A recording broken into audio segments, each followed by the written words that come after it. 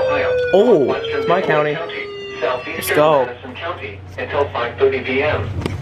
At 5:03 p.m., a severe thunderstorm was located near Mount Sterling, moving northeast at 40 miles an hour. Hazard, 60 miles an hour wind gusts. Source, radar indicated. There we go. Impact, expects damage to trees and power lines.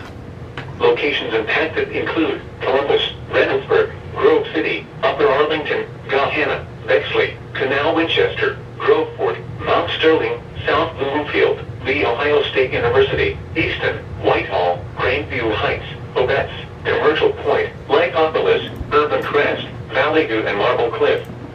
This includes the following interstates: I-70 in Ohio between mile markers 94 and 110.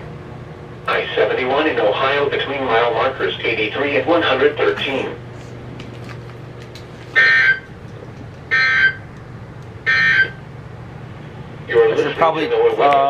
I should probably turn on IM bot now because I was not prepared for this. Ohio, originating from the National Weather Service Office.